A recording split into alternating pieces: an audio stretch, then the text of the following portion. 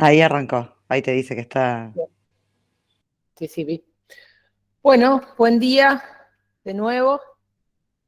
Eh, Vamos a iniciar leyendo o comentando el programa, que si bien es bastante breve, eh, y seguramente lo tienen y lo han leído, bueno, mientras tanto le damos lugar a los que faltan entrar que puedan hacerlo.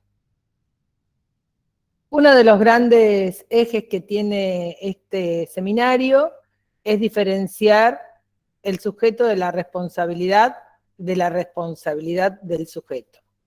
Es decir, ahí, si ustedes analizan esas dos posiciones, no son semejantes, podríamos decir que varía el lugar del sujeto y el predicado. Vamos a iniciar no por esa vía, sino por sujeto y subjetividad. Es el otro punto que aparece en el programa.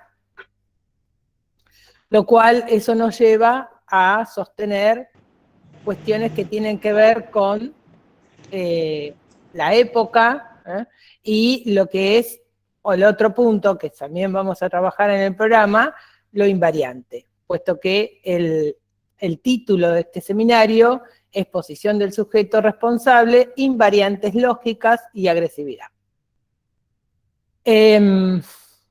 Bueno, y también esto relacionado con lo que es la sexualidad y la agresividad, como, bueno, van a ver en los prácticos prontamente, la agresividad como constitutiva.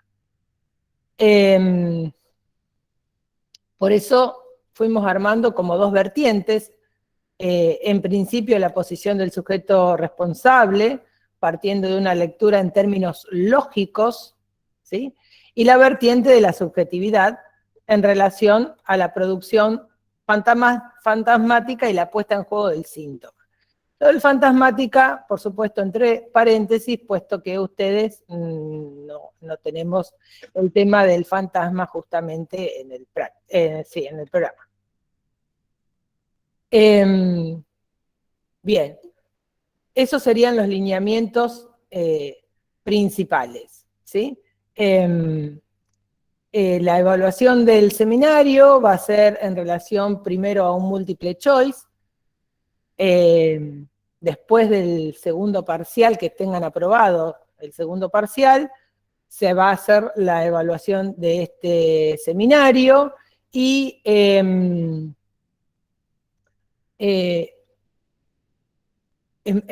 decía, en múltiple choice, y después la segunda instancia, que puede ser o una pregunta que ustedes tengan que desarrollar, o bueno, o quizás algo que sea oral. Pero bueno, eso lo vamos a ver según la cantidad también de gente que quede para la segunda instancia. Bueno, vamos a comenzar por algo que me parece que es sustancial, que está en el programa, pero que a veces no queda del todo trabajado en su específicamente, porque ronda en relación a otros temas del programa. Así que mi idea era empezar por el sujeto y la subjetividad, que a veces se los cree o se los nombra como sinónimos, sin embargo, tienen por supuesto una relación, pero no es lo mismo. Vamos a partir de una idea de Lacan, ¿sí? Una afirmación, no una idea de Lacan, que es que el sujeto sobre el que opera el psicoanálisis es el sujeto de la ciencia. Esto ustedes lo vieron en el seminario 2, ¿sí? Muy brevemente, pero en el seminario 2, cuando Lacan hace referencia al cogito en relación a Descartes, ¿sí? Ahí hace una referencia que no voy a entrar en los detalles de Descartes, porque entiendo que ustedes Descartes en algún lugar anterior, alguna materia, lo han leído, pero él hace referencia al pienso luego soy, ¿sí? En Descartes, este pienso, luego soy, el soy es una consecuencia del pensar, por eso el luego, ¿sí? Pienso, luego existo, o pienso, luego soy, es una consecuencia del pensar, su existencia, es una consecuencia del pensar. Ese pensar, el mismo Descartes, lo plantea como una facultad del espíritu. Así lo nombra él en alguna de las traducciones. ¿Qué sería una facultad del espíritu? Sería un pensar, ¿sí?, absolutamente vaciado, ¿sí?, de cualquier tipo de contenido. Él ya pasó por la duda, vació todo, hizo todo un vaciamiento respecto de este concepto, y aparece un pensar vaciado de contenido, vaciado de sentido, ¿sí? Es un pensar que no se le puede atribuir, ¿sí?, ningún pensamiento, justamente. Por eso es pensar. Lacan pasa del pienso al pensar. ¿Por qué? Porque si pienso, eso parece como si fuera algo del orden del yo. Yo pienso. Bueno, no. Ese pensar, incluso en el mismo Descartes, aparece como una facultad, no como el yo. Después le agrega el yo, le agrega la existencia, cuando dice, bueno, si puedo ubicar que hay un pensar, ese pensar tiene, entonces quiere decir que yo existo, ¿sí? Esto lo toma Lacan para inaugurar, digamos, este es el sujeto en la ciencia, pero este sujeto en la ciencia tiene que ver con el dominio del yo. Lacan lo toma para formular justamente esta diferencia entre el sujeto y el yo. Ustedes lo vieron en un esquema, esta diferencia, porque son diferencias de lugares, y lo vieron en el esquema lambda, ¿sí? Ahí ubican el sujeto en un lado, el yo en el otro. Quiere decir que no es uno consecuencia del otro. Cuando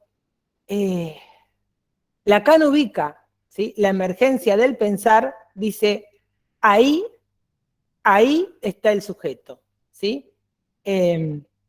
Es emergente del cogito cartesiano, pero del primer tiempo. Es emergente de ese pensar, pero que se separa ese pensar, se separa para Lacan del yo soy. Por eso extrema, no en el seminario 2, en otros lugares, extrema esta cuestión diciendo donde pienso no soy, donde soy no pienso. Esto lo podemos ubicar justamente con, por ejemplo, una producción del inconsciente. Una producción del inconsciente, ahí emerge un pensar, ¿sí?, pensar inconsciente. Para Freud no hay otra cosa que los pensamientos inconscientes. Hay un pensar inconsciente ajeno al yo. Efectivamente, cuando se sueña, el yo está ausente, ¿sí? Por lo tanto, no coinciden pensar y existencia para Lacan. Cuando hay una formación cualquiera del inconsciente, sea un olvido, sea un equívoco, sea un lapsus, no hay, ¿sí?, ahí el yo no estuvo presente. Entonces, hay un lugar para el pensar y ahí se ubica la emergencia del sujeto, y hay un lugar para el yo, ¿sí?, que es ajeno a este pensar. Ahí tenemos ubicado, ¿sí?, el sujeto para Lacan, que no es sin el sujeto de la ciencia, pero sin embargo la operatoria de esto es, como verán, diferente. Bueno, lo que dice Lacan es que la ciencia forcluye al sujeto. En este punto no es que Descartes no haya pasado por ahí, pero sin embargo no hizo lugar a este pensar ajeno al yo, sino que se queda con el anudamiento entre el pensar y la existencia. Lacan separa este anudamiento apoyándose en Freud y en las formaciones del inconsciente. Bien, a partir de esto vamos a tratar de ubicar cómo podemos nosotros, ¿sí?, fundamentar la emergencia de este sujeto. Milner, en la obra Clara, toma un ejemplo, ¿sí? Y dice que se requiere que se tiren los dados. Al tirar los dados, ¿sí? En el tiempo en que los dados están girando en el aire, antes de caer, dice, Milner lo dice así, la doctrina le dio el nombre emergencia del sujeto. Entonces dice que, podríamos decir, el sujeto es lo que emerge, ¿sí? En el paso del instante anterior al posterior. Es decir, es entre la tirada de dados y la caída. Es decir, en el medio. En el medio es la voladura de los dados, ¿sí? Por lo tanto, dice Milner, solo hay emergencia del sujeto en tanto contingente. Por lo tanto, define de alguna manera al sujeto como distinto, ¿sí? De todo tipo de individualidad empírica, ¿sí? Si tiene que ver con algo del orden de la emergencia y es contingente, no es el sujeto, como se utiliza quizás vulgarmente o cotidianamente, el sujeto tal, sino que estamos ubicando un sujeto que tiene que ver con ese pensar, y estamos ubicando un sujeto que va a emerger en esa voladura. Cuando nosotros pensamos en esta voladura, tenemos que pensar al sujeto, ¿no? ¿Como efecto de qué? ¿Emergente de qué? Emergente de la estructura del lenguaje, ¿sí? Por lo tanto, este sujeto va a tener que ver con algo que surge de esta estructura del lenguaje, que como sí vimos, al menos en los teóricos, es la estructura del inconsciente. Bueno, justamente Lacan afirma que el sujeto es emergente del lenguaje, de la estructura del lenguaje, del inconsciente estructurado como un lenguaje, ¿sí? Y por lo tanto, si Lacan ubica al sujeto en esta relación de emergencia con la estructura, es decir, no es un elemento de la estructura, no es la estructura, sino lo que emerge de ella, ¿sí? No es el inconsciente, no es un elemento del inconsciente, sino lo que emerge de ella, y lo que emerge de ella a partir de Lacan, hablar de lenguaje y de estructura, no puede sino subordinarlo al significante, ¿sí? Es decir, que este sujeto va a ser un sujeto efecto de la producción significante, ¿sí? De, justamente, para ubicarnos más sencillamente, una producción es decir, una producción del inconsciente o formaciones del inconsciente. Pero este inconsciente, que está estructurado como un lenguaje, sus elementos son los significantes. Para ubicar esto, no sé si hay preguntas, pero hacemos una primera parte, paramos y después vamos a las preguntas. Para ubicar esto, Lacan y este conjunto de significantes, Lacan va a partir de la sigla F A mayúscula tachada. ¿Qué significa esto? Es parte del significante de la falta en el otro.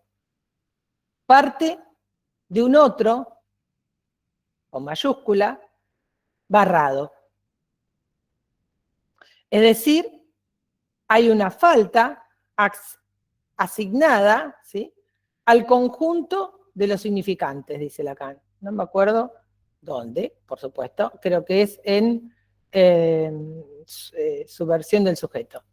Eso, algún texto que ustedes no tienen, pero no importa.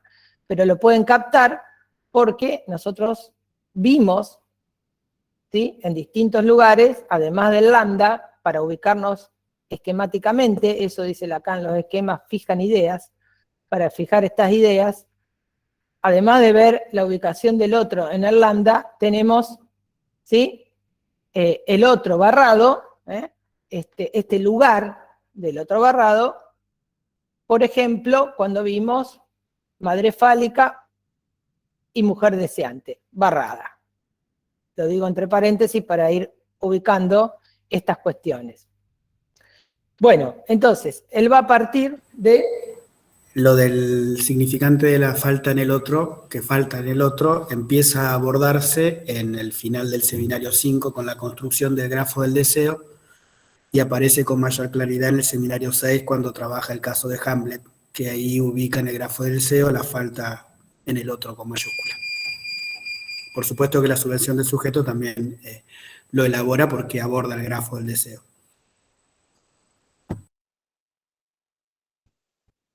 Bien, buena referencia. Él se acuerda cada cosa donde está. Yo me acuerdo de los conceptos, pero me cuesta un poco más ubicarlo en dónde. Bueno, entonces le decía, parte de esta referencia del otro barrado, del otro, si decimos barrado, decimos en falta, decimos castrado. Entonces, ahí tenemos que, recordemos la primera definición de significante que nosotros vimos, al menos en los teóricos, es que un significante en cuanto tal no significa nada. Quiere decir que no podríamos nunca dar un significado pleno o cerrado a un significante. Por eso, un significante es lo que representa a un sujeto para otro significante. ¿Sí? Un significante, dice Lacan, afirma de esta logión, podríamos decir, un significante es lo que representa a un sujeto para otro significante. Subordina al sujeto al significante. Es decir, que el sujeto es sujeto del significante. Lo que no dice es que es un significante, sino que subordina al sujeto al significante, porque no es lo mismo, ¿sí? Entonces, fíjense, si un significante representa un sujeto para otro significante, ahí tenemos un significante primero 1 y un significante segundo 2, para otro significante. En el medio la voladura de dados y la emergencia del sujeto.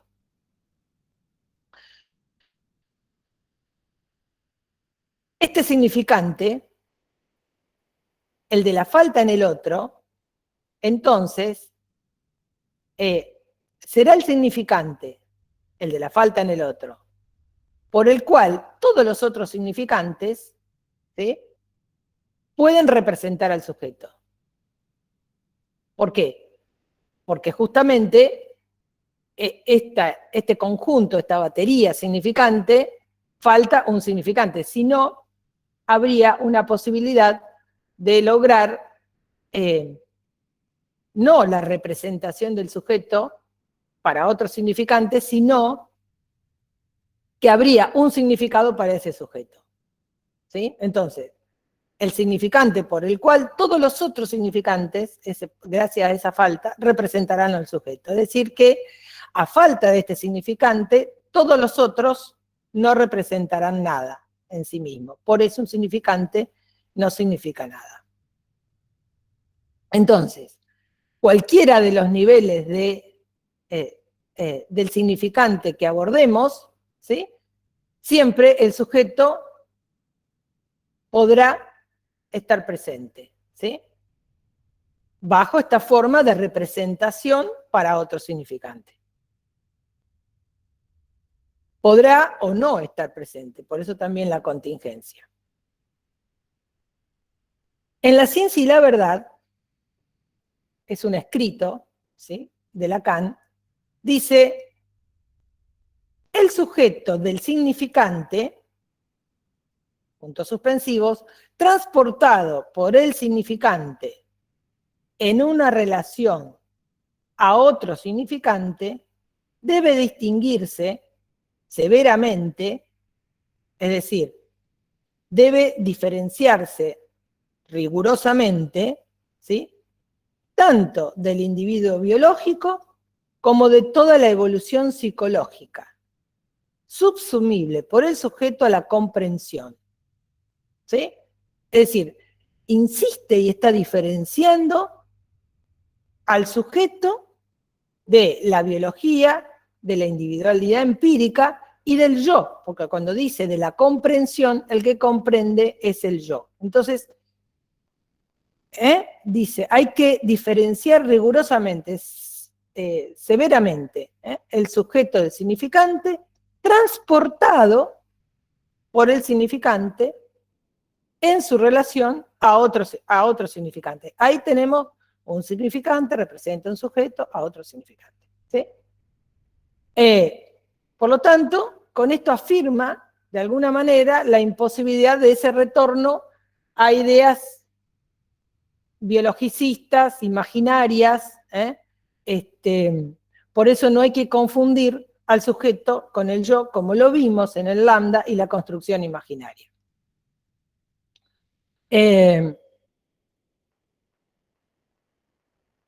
Y cuando decimos que el significante en cuanto tal no significa nada, o decimos que partimos del campo del otro barrado, quiere decir que ahí hay algo del orden de un vacío que imposibilita entonces lograr el signo, ¿sí? Lograr cerrar esa cadena. ¿Hay efectos? Claro que hay efectos, por eso en ese efecto está la emergencia del sujeto. Hay efectos de emergencia de ese sujeto, pero eso no cierra la cadena. Entonces, si decimos que partimos del campo del otro, decimos que el sujeto se constituye en el campo del otro, ¿sí? Barrado, quien significa a ese ser, ¿sí? Como significante. Lo que estamos diciendo, ser significado por el otro. Lo que es, podemos entonces deducir que de ello, ¿sí?, se reduce al ser a un significante para el otro. ¿Sí? Esto es tan complicado, podemos ubicarlo en el niño en el lugar de ese significante para el otro. Entonces, el sujeto se constituye en el campo del otro. Significa a ese ser como significante. Entonces, el sujeto, al ser representado por un significante para otro significante, es considerado, como el ejemplo de los dados, contingente. Los significantes, podríamos decir, es una relación constante. ¿Sí? ¿Cuál sería esa relación constante entre los significantes? Bueno, la misma legalidad de los significantes, es decir, sus relaciones por contigüidad o sustitución, o que podemos decir sus relaciones como desplazamiento o metonimia. ¿Sí? Bien, entonces, lo constante sería las relaciones entre los significantes que pueden determinar como tal la emergencia, ¿sí?, del sujeto.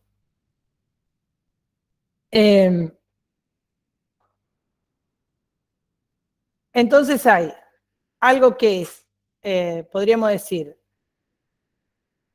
constitución del sujeto, ¿sí?, que nos va a indicar la posición del sujeto del inconsciente.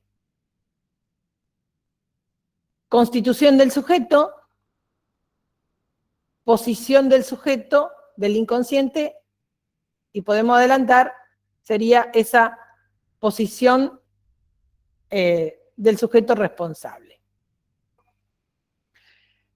La subjetividad no va por la misma vía.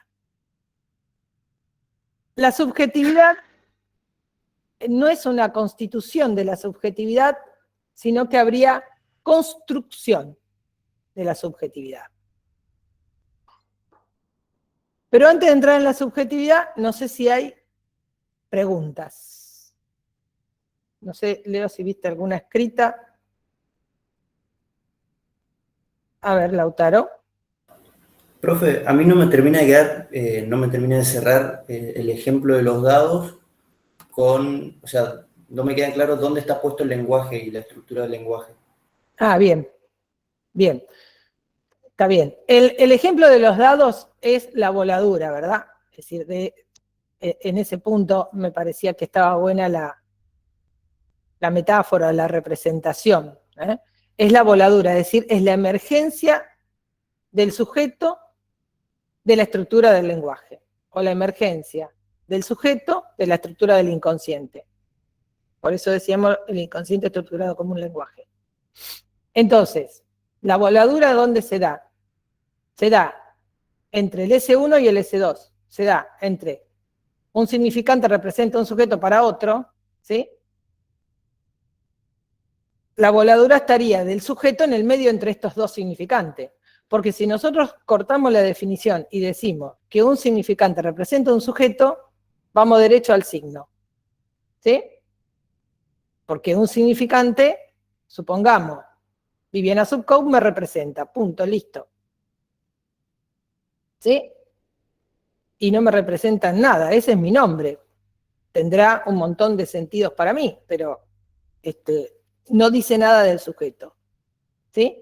Por eso es un significante representa un sujeto, pero para otro significante. Y en la voladura, es decir, en la relación entre este primer significante y este segundo, podemos ubicar la emergencia del sujeto. Por eso es la voladura.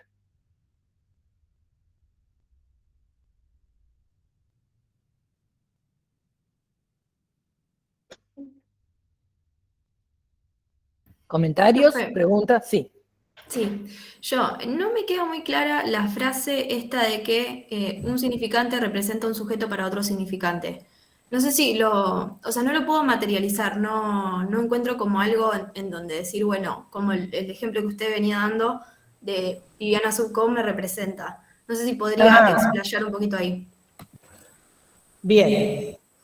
El tema... Ay, apagame el micro. Ahí está.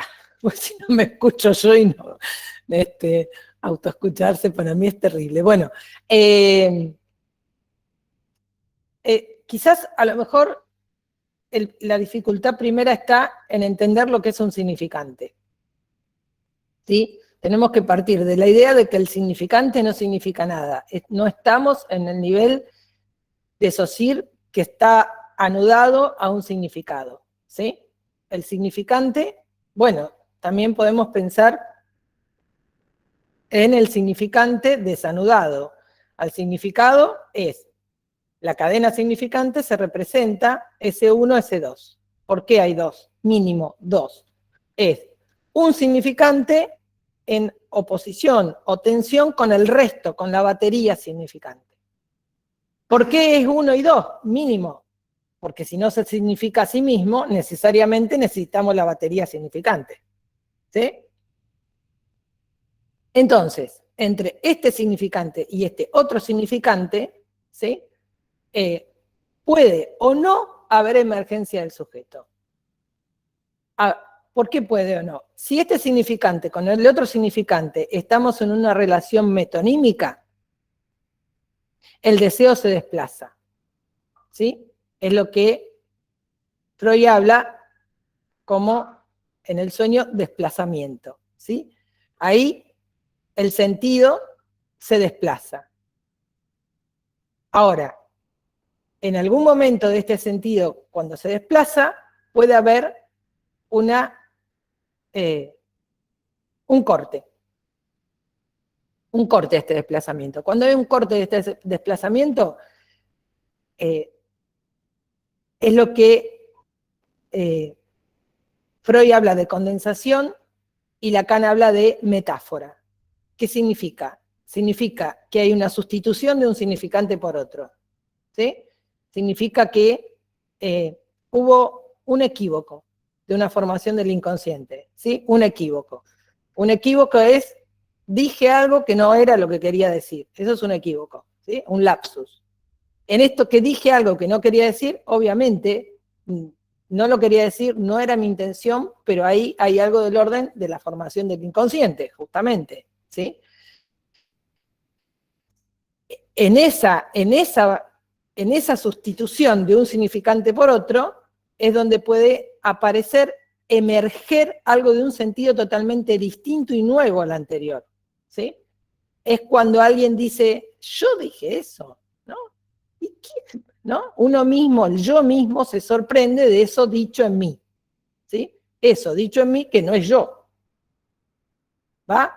Entonces, todo esto que Freud lo explica, por ejemplo, en el sueño, también en el olvido, también en los lapsus, ¿sí? También Lacan agrega ahí el síntoma, pero todo esto que Freud va por esta vía, Lacan lo lee bajo la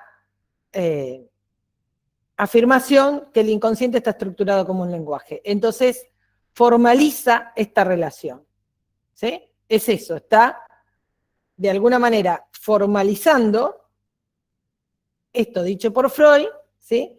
Con elementos que tienen que ver con la lingüística estructural o el estructuralismo en general, ¿sí? La diferencia que tiene con la lingüística o con cualquier otra disciplina del estructuralismo es que va a subordinar a esta relación significante al sujeto. Pero como la ciencia forcluye al sujeto, es decir, no se ocupa del sujeto del inconsciente, hablan de otra cosa, ¿sí? Pero Lacan ubica ahí, ¿sí? Esta relación de la estructura del sujeto. No sé si se Sí, entendió. profe, creo que quedó más claro, o sea, entre siendo que el significante no significa nada, es como que, para ver si entendí bien, entre estos dos tiene que haber si así una tensión, y en la mitad de esa tensión, o sea, en esa relación, puede surgir el sujeto con esto, por ejemplo, de un síntoma, de un olvido, de un lapsus y demás. Iría por ahí. Sí, iría por ahí. Es decir, la lectura que le vamos a dar a eso es la emergencia del sujeto, ¿sí? Que es la emergencia de un sinsentido, porque si no diríamos que hay un sentido, es la emergencia de un sinsentido, por eso la sorpresa para el yo de eso, ¿sí? Es sinsentido que quizás en análisis va a tomar un sentido. Cuando toma un sentido ya no es más el sujeto, ¿sí? Porque ya volvió a la cadena, volvió a la lógica de la cadena. Es en la emergencia. Luego, cuando adquiere alguna interpretación, vuelve a la cadena, ¿sí? Pero es solamente en la voladura, por eso el ejemplo de los dados. Bianca había levantado la mano. Dale, Bianca. Sí, profe. En un momento vos mencionaste esto de la escisión del sujeto de la responsabilidad.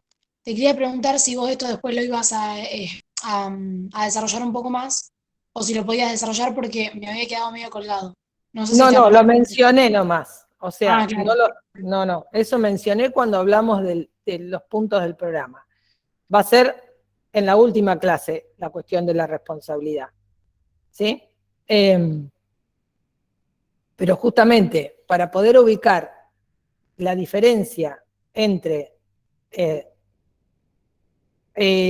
posición del sujeto responsable a la responsabilidad del sujeto, tenemos que ubicar primero de qué sujeto estamos hablando, porque si no, ahí, ¿no? Porque justamente esa diferencia de que va primero, si sujeto responsable, responsable sujeto, por decirlo más brevemente, nos da dos sujetos distintos. Por eso digo que primero quería, ¿no?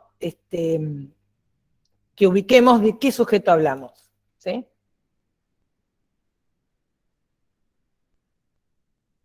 ¿Preguntas, comentarios? Los compañeros, si quieren comentar algo. Profe, yo tengo una consulta para ver si me quedó claro esto. Entonces, el sujeto emerge del significante, siempre Sí, que hay una cadena de significantes, porque un significante por sí solo no significa nada. Pero surge ese significante cuando hay una condensación o una metáfora, es decir, que ese significante se le otorga otro sentido. exacto. Pero cuando se interpreta ese sentido, deja de emerger el sujeto de ahí, por ejemplo, en un análisis. Sí, O sea, vos emergés en el momento que tenés el equívoco, ya o el entendí. olvido, o el lapso, o el sueño. Una vez que vos le otorgás el sentido, ese significante vuelve a la cadena y ya está. Y deja de emerger el sujeto de ahí. No, a ver. Sí, está bien. Deja de emerger. Hay que entender la emergencia como un instante. Por eso la voladura de los dados, ¿sí? Cuando en un análisis eso se interpreta, ya toma un sentido, por decirlo de alguna manera, ¿sí? Vuelve a la cadena. Ahora, no significa que no aparezca otra emergencia en análisis. O que en una puntuación del analista se produzca esa emergencia, ¿sí? Cuando un analista corta una frase, por ejemplo, ¿sí? En algún lugar de lo que haya dicho alguien, y esa, obviamente, si ustedes cortan una frase, se dice absolutamente otra cosa, ¿sí? O ponen una coma donde no va, esa marcación hace esa emergencia. Pero después, ¿sí? Cuando retorna, esto es lo interesante del análisis, cuando retorna diferente, ¿sí? Porque ahí hubo un movimiento, no vuelve por eso la sorpresa del yo. La sorpresa del yo es de alguna manera, reconocerse en eso que es absolutamente diferente. Entonces, cuando vuelve, no vuelve igual, ¿sí? Y después aparece nuevamente estos cortes y esta emergencia.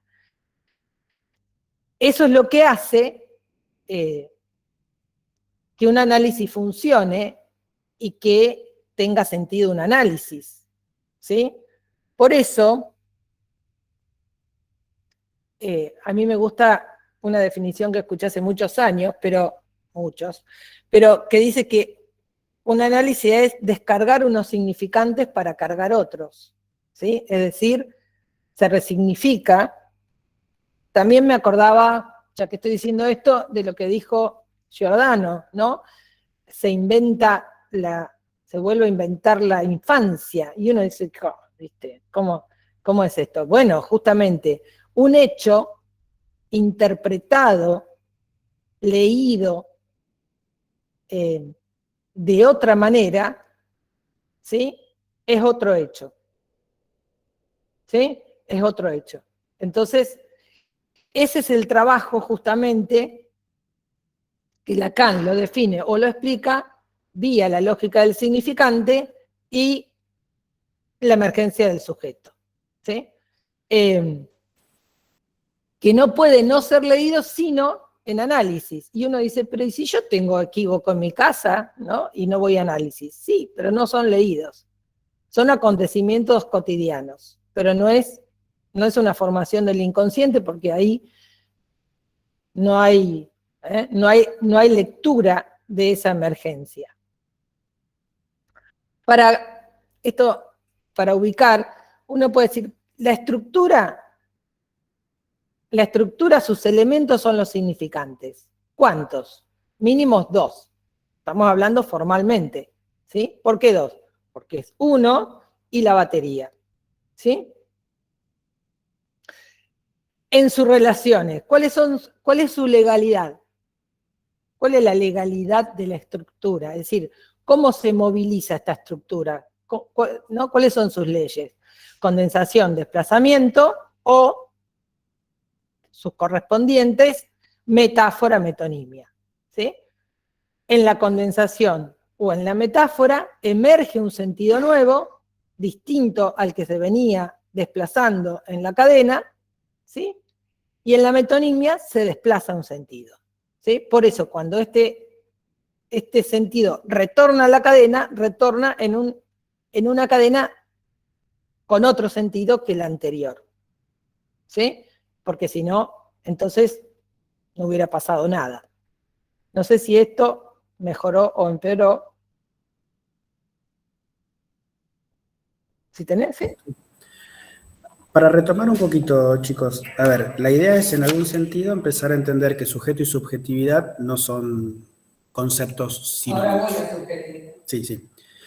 Lo que indicó hasta el momento Viviana es cómo podemos empezar a cernir la idea del sujeto y en este sentido no lo ubicamos como una idea de nominación, cuando dice sujeto de derechos, por ejemplo, bueno, el sujeto del psicoanálisis o el sujeto que inventa Lacan no tiene estas características.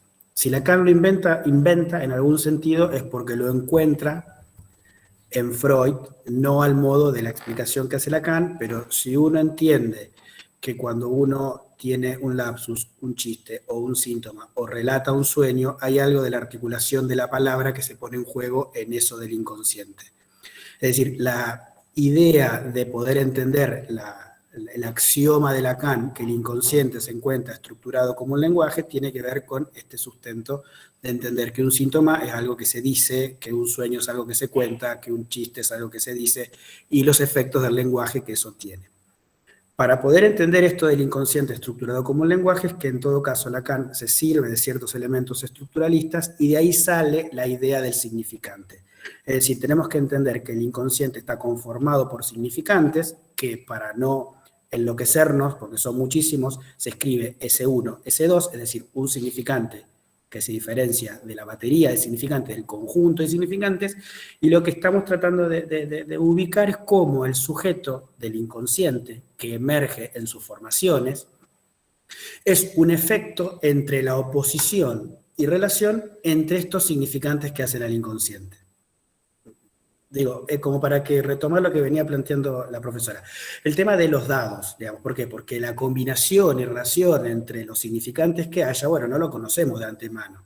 No hay hay una causalidad casual en función de cómo se vayan combinando y que produzca un efecto de emergencia del sujeto.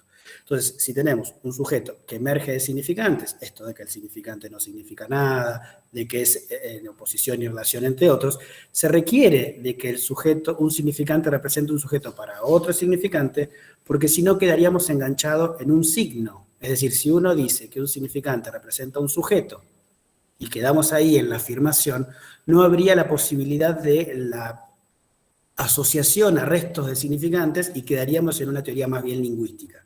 ¿Sí? Entonces, la idea es cómo este sujeto del inconsciente, este sujeto que está en las formaciones, que está con los lapsus y que se va a conectar con el deseo, bueno, todo un montón de cuestiones que ya vamos a ir charlando, tiene vinculación con este significante y es lo que aparece en una primera parte del seminario de hoy como un elemento a tener en cuenta para ya entender que no es lo mismo que la subjetividad. ¿Sí? Como para retomar algunas ideas.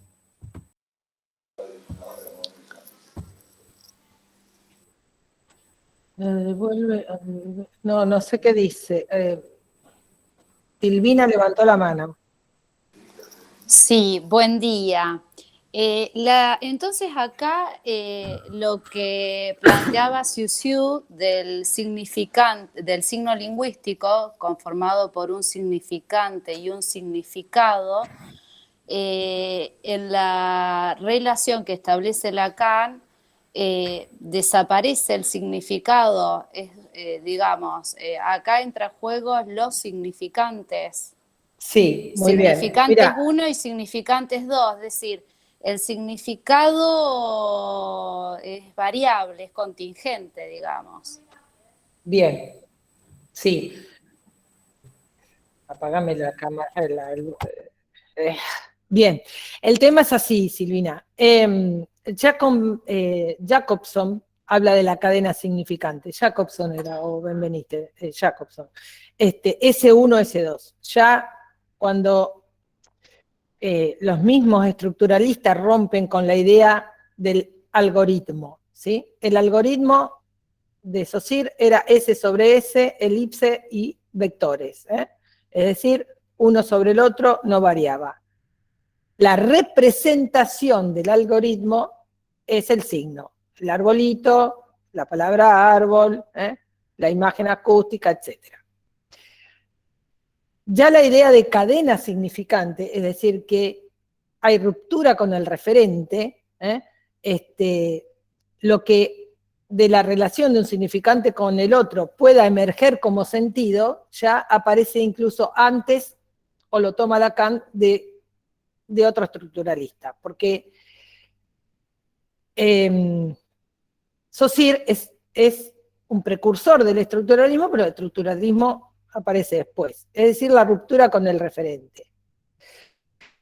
Y el árbol puede ser el árbol de la plaza, puede ser el árbol genealógico, puede ser cualquier otro árbol, que entonces toma otro sentido. El ejemplo clásico que da Lacan en la instancia de la letra es la representación de las dos puertas y los dos baños, ¿sí? Él pone la representación, así como Saussure pone el esquema, el dibujo del árbol y la palabra árbol, él pone dos puertas iguales y arriba de la barra pone C y D. ¿Sí? Entonces ustedes ven ahí que hay una duplicación del significado, pero por sobre el significado tenemos dos significantes diferentes, que es caballero y damas.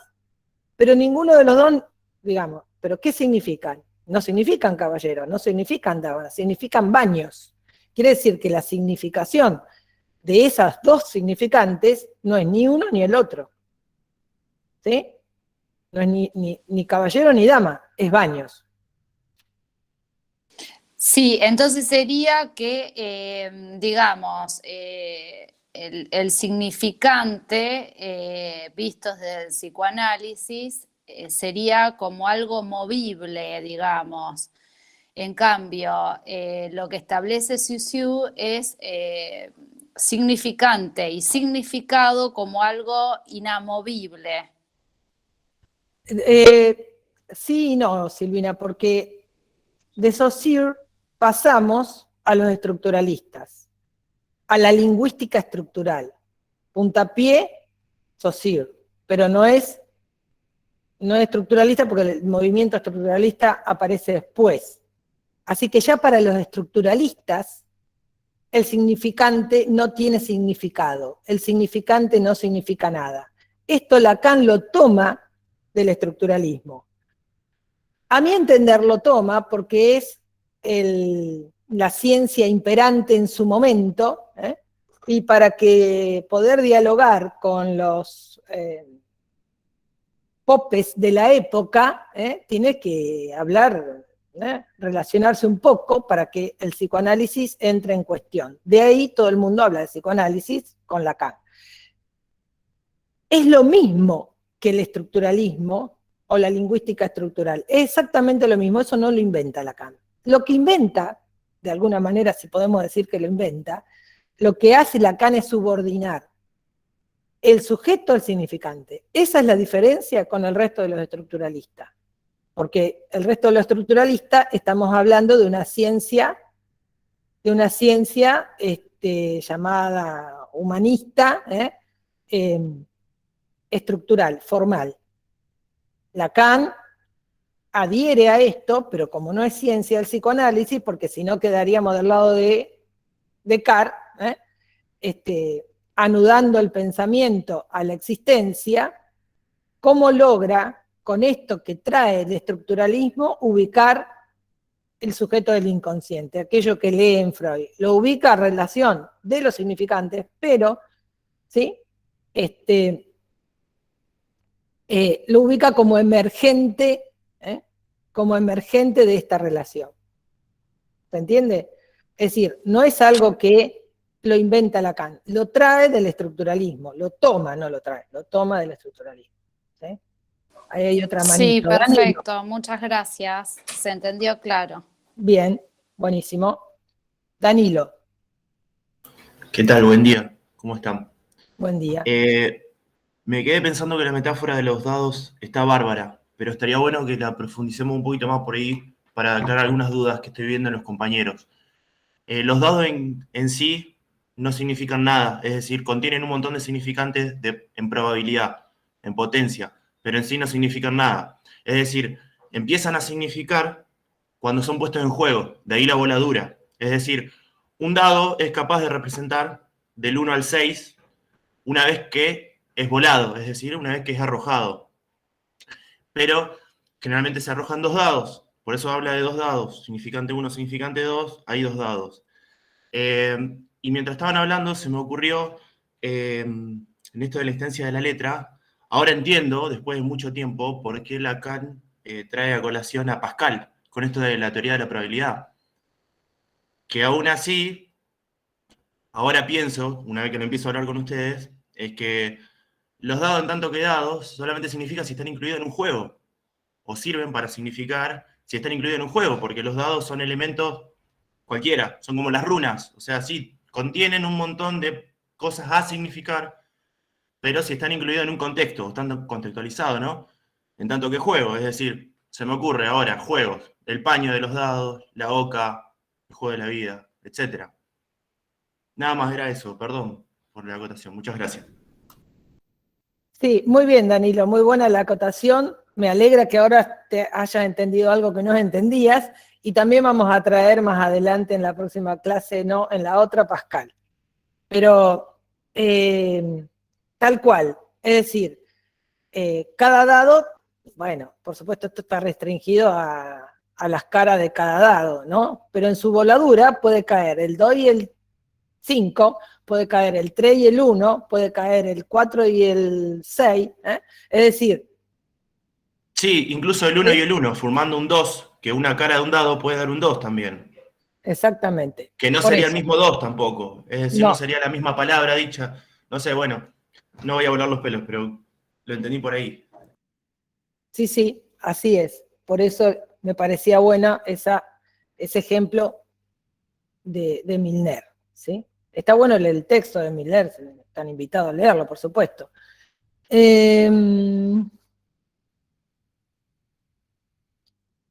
No entiendo qué dice Celeste, ya para... Claro, sí, Celeste, ya para Saussure existía la arbitrariedad del signo. Claramente, por eso es un antecesor del estructuralismo. Sí, sí, sí, sí, es así. Bien. Profe, perdón, te quiero preguntar por una experiencia, ¿no?, personal. Yo soy docente, a ver si por ahí en el contexto del dado, ¿no? Tengo un tatuaje que dice presente continuo. En una clase, un alumnito me agarra el brazo y me lo lee al revés, y lee continúo presente. No sé si en ese punto, esta lectura y esta interpretación, porque mi tatuaje dice presente continuo, mi alumnito me agarra el brazo y me lo lee de abajo para arriba, y la lectura que hace mi alumnito es totalmente distinta a la intencionalidad que yo le puse al tatuaje. No sé si sirve de ejemplo o si entra en este ejemplo de los dados y de esto de la interpretación y demás, del significante y todo lo demás, pero digo, me trajo a colación una experiencia personal, que por ahí para mí tiene un significado, no sé si estoy... Sí, bueno, fíjate, lo podemos usar, sí. Es lo que yo les decía antes, ¿sí? No es lo mismo decir presente continuo que continuo presente, ¿sí? O continuo presente. Por lo tanto, la intervención del analista hace a estas diferencias, claramente, ¿sí? Y, bueno, el orden del producto, el orden de los elementos sí altera el producto, por eso también, cuando hablemos de responsabilidad, vamos a ver que no es lo mismo decirlo de una manera que decirlo de la otra. Así que, claro, sí, eso es del orden significante, claramente. Bueno, continuamos otro poco y después volvemos a las preguntas. Entonces, tenemos, por un lado, como les decía, la constitución del sujeto, posición del sujeto, del inconsciente. Y después tenemos lo que es la construcción, no constitución, construcción de la subjetividad. La subjetividad es una construcción histórica, política, social y cultural. Concierne a la realidad social, concierne al momento, la época, como la época impacta en la construcción de la subjetividad. Les voy a leer apenas un párrafo muy acotado de Jorge Alemán, que escribió, en realidad es un escrito que encontré que él presentó en un congreso en Barcelona en el 2015, psicoanalista, ¿sí? Y dice así, me pareció interesante porque él habla justamente de sujeto y subjetividad. Se llama Diferencia entre sujeto y subjetividad, así se llama el escrito. Dice, una vez que la izquierda clásica entendió que ya no había ningún sujeto histórico al cual apelar para realizar el destino histórico de la revolución, y la revisión teleológica de la historia, apareció la nueva izquierda posmoderna que sí empezó a ocuparse de la subjetividad, pero de una subjetividad que está siempre construida históricamente, generada por dispositivos, producida por tecnologías, y borrando de esta manera una distinción clave para mí, desde el punto de vista político, que es esta distinción entre sujeto y subjetividad. ¿Sí? Me pareció que ese párrafo resumía bastante esta diferencia entre sujeto y subjetividad. No hay un sujeto histórico, lo cual es inconcebible, dice Alemán. No hay sujeto histórico porque el sujeto, afirmamos nosotros, o sea, no Alemán, con lo que veníamos viendo, es contingente, es emergente del inconsciente, y por eso es singular, es en ese instante, es en ese acto de enunciación que aparece ese sujeto. Entonces ya podemos anudar ahí también la cuestión del acto y de la enunciación, que aparece, que emerge ese sujeto. Cuando vuelve a emerger, emerge nuevamente en ese instante, en ese acto. ¿Sí? Es lo que en la lingüística podemos decir es un shifter. ¿Sí? Entonces, Alemán dice, un sujeto histórico es inconcebible. ¿Sí?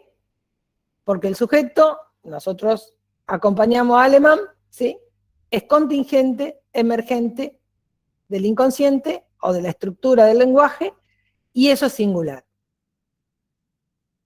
Ahora, la subjetividad, sí podemos entenderla entonces, construida históricamente, una subjetividad como efecto, por ejemplo, de las relaciones de poder, como vimos con Michel Foucault. ¿Sí? Entonces, el sujeto es singular, emergente de la estructura del lenguaje. Mientras que la subjetividad se construye, ¿sí?, con estas cuestiones, los colectivos sociales, la historia, el momento, el lugar donde cada uno vive. Entonces tenemos, ya acá podemos ir ubicando algo de lo que es del orden de lo invariante, ¿sí? Ya vamos a ir a las preguntas, y lo variable. Y es lo invariante, no es lo invariable, que eso salió mal en un libro, en un texto que publicamos, un texto que estaba en ese libro mío, que la editorial se equivocó y me puso lo invariable. No es invariable, porque lo invariable, como ble, es una cualidad. Y no estamos hablando de cualidades, estamos hablando de cuestiones lógicas. Es lo invariante y lo invariable. Ya vamos a retornar a la subjetividad. pero para ir ubicando este otro tema que está en el programa. Lo invariante, como una cuestión lógica, por definición, es lo que no cambia de valor. No cambia del valor, aunque sufra determinadas transformaciones. Implica la equivalencia. Es decir, la equivalencia es la igualdad de valor o valencia o eficacia, aunque cambie, o tome determinadas transformaciones.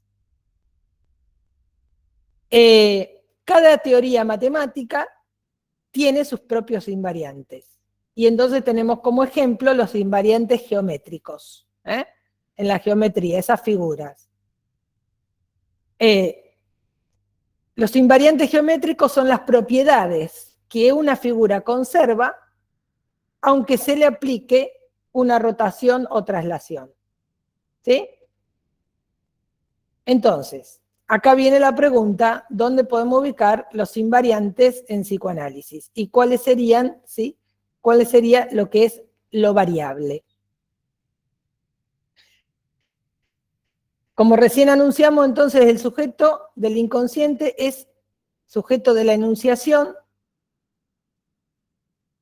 y por lo mismo es singular, es uno por uno. Un invariante del sujeto es que está, por ejemplo, destinado a desear, ya lo vamos a ir viendo también. Y la condición del deseo es deseo siempre de otra cosa. Por eso decíamos que no hay ningún objeto adecuado a fines. Y esto lo vimos en la clase que dimos pulsión, ¿sí? Por supuesto que hay efectos de satisfacción, hay momentos donde se produce una satisfacción pulsional siempre parcial, ¿sí? La pulsión sexual, como decíamos, no se corresponde a ningún objeto afín. Esto sigue siendo invariante de la satisfacción total, no hay un objeto, por lo cual ese objeto es contingente, con lo que podríamos sostener las múltiples formas que puede tomar la satisfacción en la sexualidad, ¿sí? Por eso la afirmación de Freud que no hay objeto adecuado ni sexualidad adecuada a fines. También reside esto invariante en la posición del analista.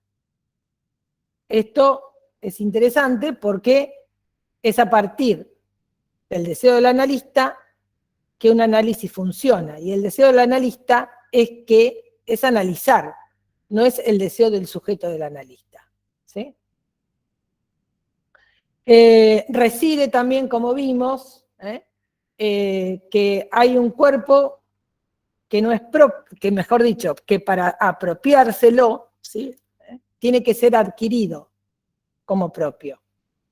No puede ser no sexuado. Un cuerpo no puede ser no sexuado. Esto tampoco es contingente.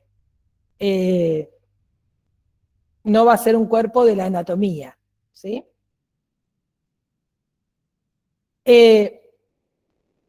Entonces acá tenemos algo de lo que planteábamos al inicio, ¿sí? También es invariante que el otro con mayúscula, es también deseante, es también barrado. Y como es deseante y es barrado, no es garante, no nos garantiza nada. No va a responder completamente, ¿sí?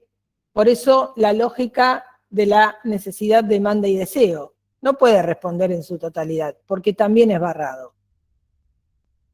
Y de esta relación al otro surge la pregunta del sujeto, ¿qué me quiere? ¿Qué quiere este otro de mí? ¿Qué espera? Esto surge en la constitución del sujeto, pero si ustedes lo piensan, continúa por muchos años, ¿sí? ¿Qué más espera? ¿Qué más quiere que yo haga? ¿No? ¿Qué quiere? Pregunta que no va a tener respuesta de ese otro. Y siempre hablando del otro con mayúscula. Y de este que partimos desde el inicio. Entonces, como no va a tener respuesta, el sujeto va a intentar, ¿sí?, de alguna manera, ensayar alguna respuesta.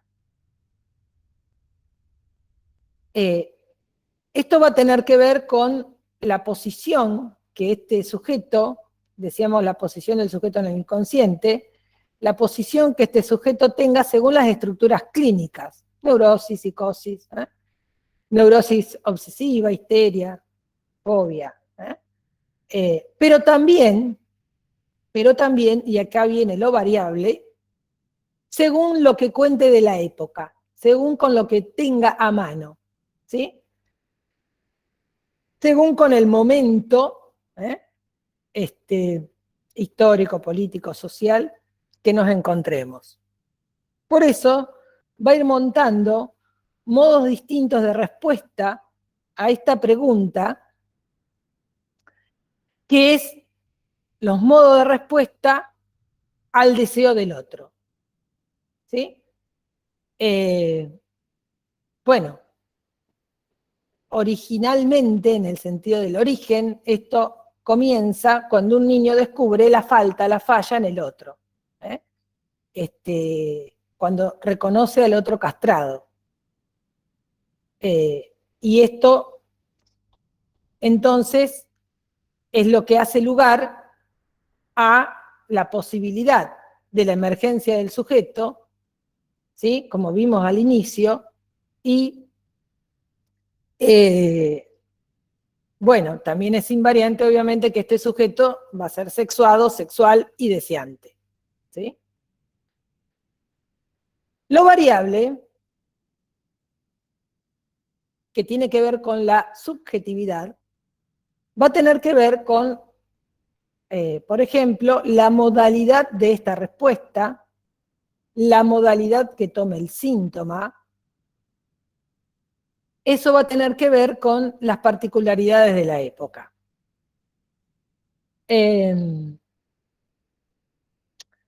Uno podría pensar,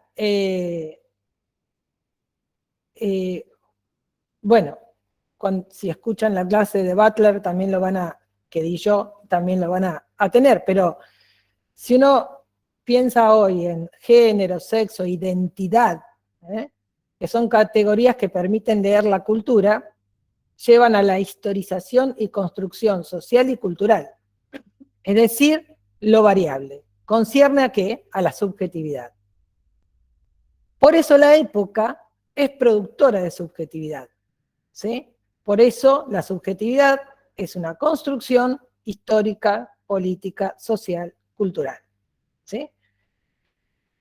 En un texto, ahora va, en un texto que yo escribí, no me acuerdo en dónde, pero bueno, yo ponía ahí que uno puede afirmar, ¿sí?, que hoy no están las histéricas de Freud. Claro que no están las histéricas de Freud, porque estamos en otra época. Ya no existen el modo de manifestación del síntoma como eran las histéricas de Freud. Pero existe la histeria, ¿sí? Existe la histeria como posición del sujeto en la estructura, ¿sí? La histeria si pensamos en la histérica de Freud, tenemos el ejemplo, la histeria como estructura, fundada justamente en deseos inconfesables o insoportables para el yo. Entonces, cuando algo de esto, este excesivo deseo inconfesable, para mantenerlo a raya, para mantenerlo a distancia, aparece un síntoma, ¿sí? A partir, por supuesto, de la represión. Entonces, decimos, la histeria como posición del sujeto en la estructura, ¿sí? La histeria como posición del sujeto responsable en la estructura, después veremos, pero se lo voy adelantando, eso es invariante. Ahora, el modo que el síntoma se manifiesta varía con la época, ¿sí? Son los modos de manifestación del síntoma que son, ¿sí?, los diversos modos que se pueden ensayar respecto de la respuesta al deseo del otro.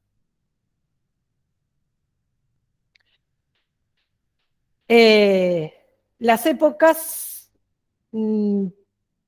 sufren por todo esto transformaciones que son sustanciales en distintos sentidos, incluso tecnológicamente. Y estas transformaciones es lo que Lacan denominó o define como diversos modos del lazo social. ¿Sí?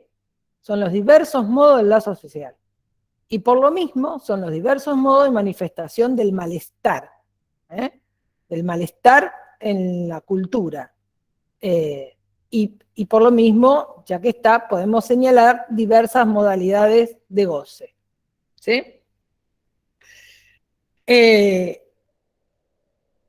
Entonces, una cuestión es lo invariante que es el sujeto y otra es la subjetividad y la variación en la cultura. Les doy unos ejemplos y vamos a las preguntas.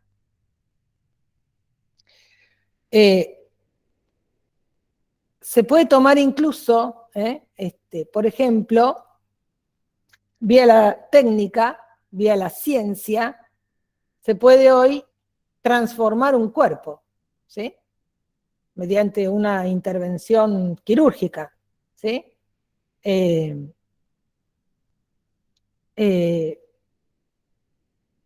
Alguien que quiere verse diferente o sentirse diferente en la misma transformación incluso de una mujer u hombre trans. Perfecto. Pero más allá de todas estas técnicas que contemos y posibilidades que tenemos a disposición,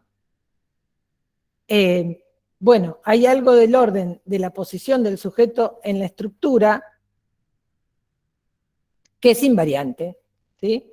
Y que no hay posibilidad, por ejemplo, de goce absoluto.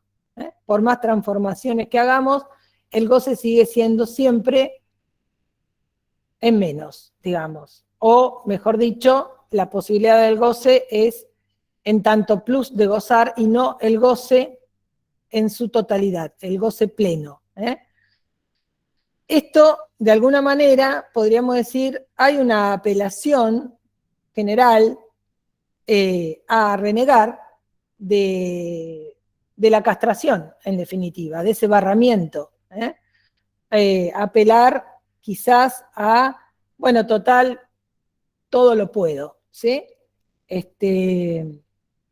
Puedo hacer todo lo que se me ocurra, puedo transformar mi cuerpo cuanto quiera, una apelación al todo.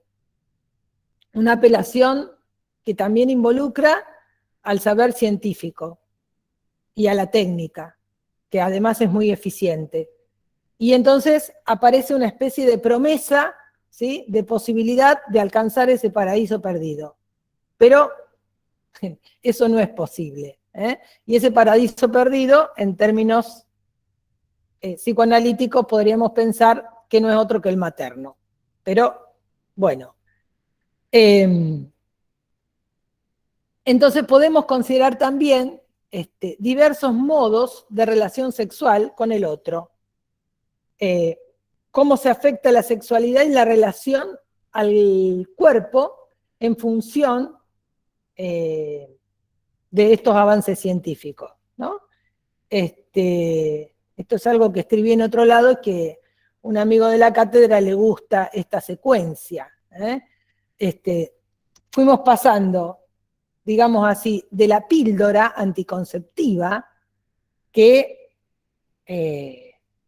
por suerte, separó el acto sexual de la procreación. Se podría tener sexo más libremente,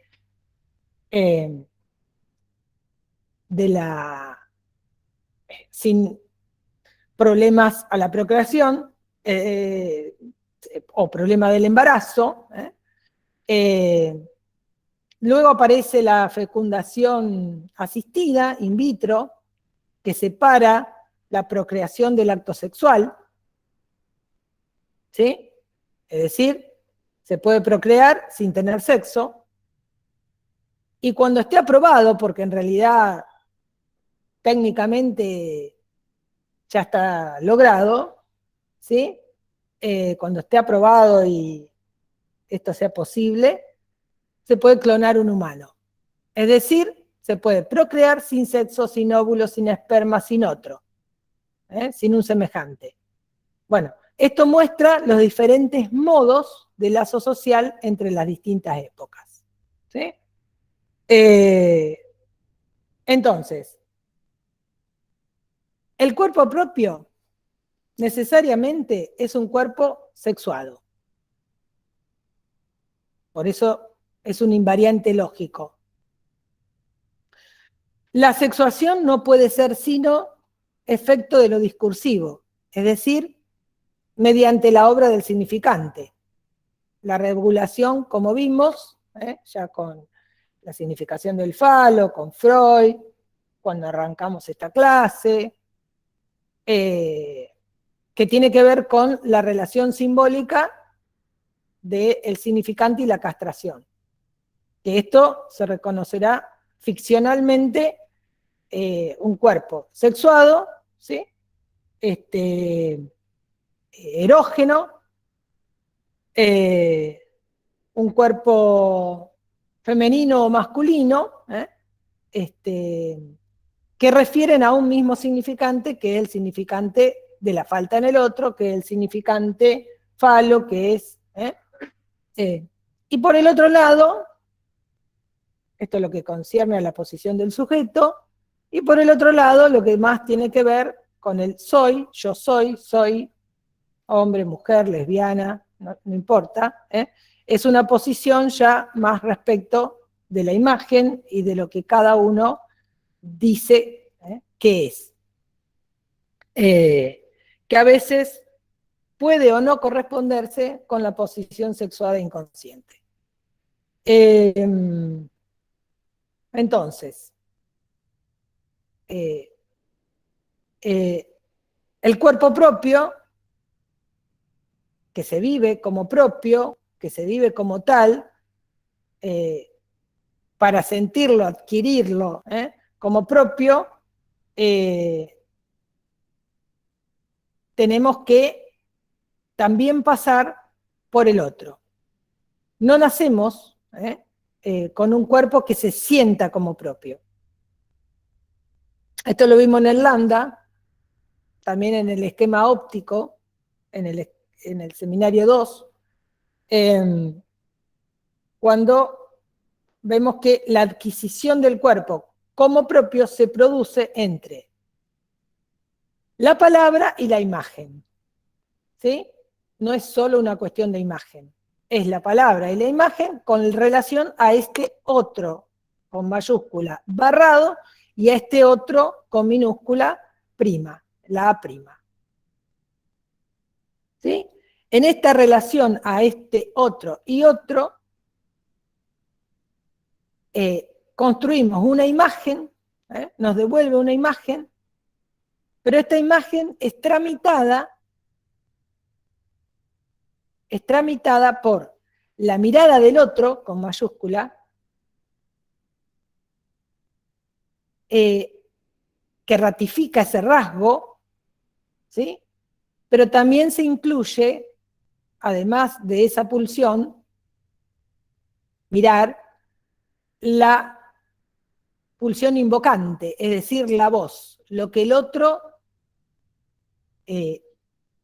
afirma o niega. Entonces, esta relación del cuerpo propio que tiene que ver con este otro con mayúscula y con este otro con minúscula, que vimos en el estadio del espejo,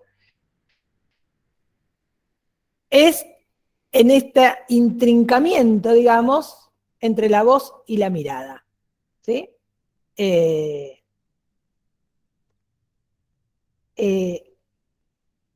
Entre la voz y la mirada, que me atrapa, que me invoca, mirada que me atrapa, que me invoca, y ahí podemos decir demanda, y con este soporte de la pulsión, que es el júbilo, dice Lacan, ante el espejo, que impulsa, ¿sí? Es un impulso que impulsa como demanda, que viene del otro, esta pulsión, viví, comé, llorá, pedí. Entonces ahí aparece la posibilidad de, entre la necesidad, demanda, deseo, como vimos, ¿sí? La posibilidad de la emergencia del deseo y por lo mismo, ¿sí?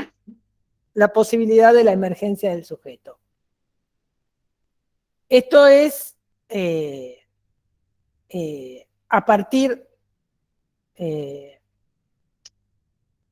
necesariamente a partir de este otro primero y primordial lugar materno, el lugar de la lengua, dice Lacan en otros lugares, que se puede entonces recortar un cuerpo, erotizar, sexualizar, y que invariablemente, o mejor dicho, invariantemente, hace intrusión, podríamos decir, en la carne del animal recién venido al mundo para hacer de ese un humano, un recién nacido en la palabra. ¿Sí? Entonces, tenemos, por un lado, todos estos rasgos que son del orden de lo invariante, que no importa en qué momento ocurran, son invariantes, como decía la definición de lo invariante, puede sufrir transformaciones, pero la figura se mantiene, la geométrica, es una cuestión lógica, y después estarán todos los medios, posibilidades, variables, al alcance de la mano, etcétera, que nos posibilite la época, ¿sí? Y eso es variable. Bueno, había un montón de manitos, ahora Celeste.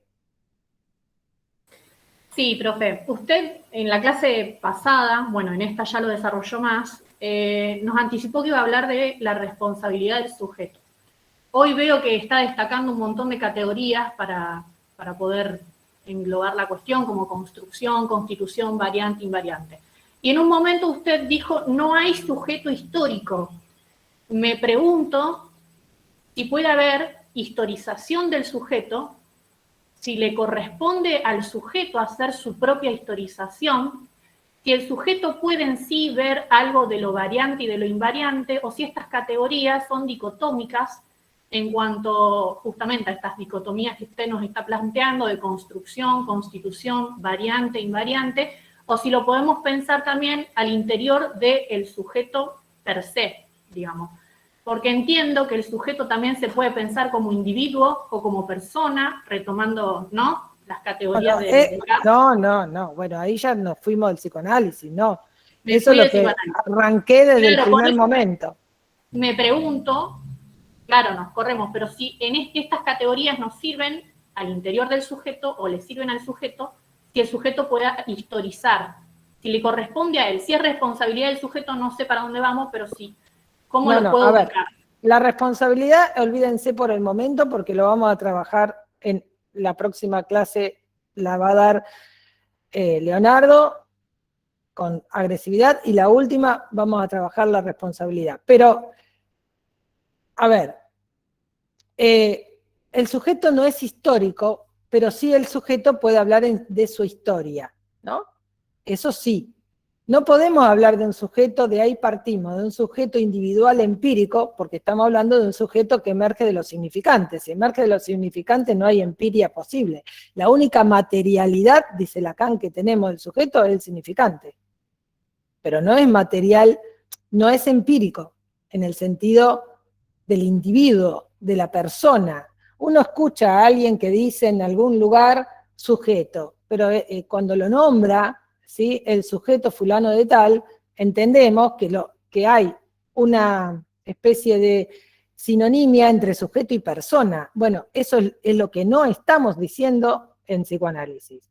No hay sinonimia, no hay sinónimo entre sujeto y persona, ni sujeto individuo, ni sujeto ni biología. El sujeto es sujeto del inconsciente, es emergente de la relación significante. Por lo tanto, no podemos nunca pensar, ¿sí?, en un sujeto histórico. Lo tomé de Alemán porque me parece que en ese párrafo lo simplifica muy bien, ¿sí? Sí hay subjetividad que tiene que ver con lo histórico, lo social, lo político, pero no el sujeto.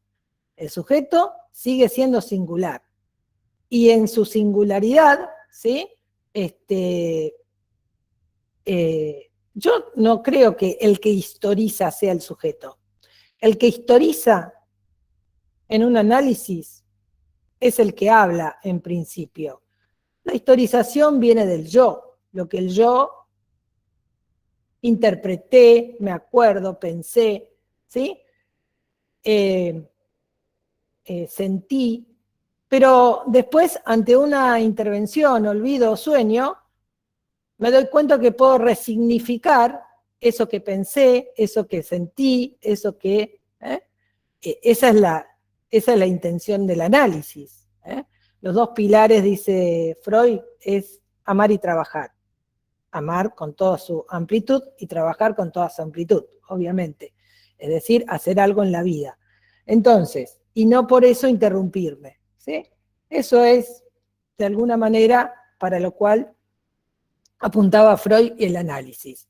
Esto es posible gracias a que si quedamos fijados en un sentido que el yo le da a una determinada situación, quedamos fijados en ese lugar, no hay mucho por hacer. Ahora, si eso en el recuerdo, a veces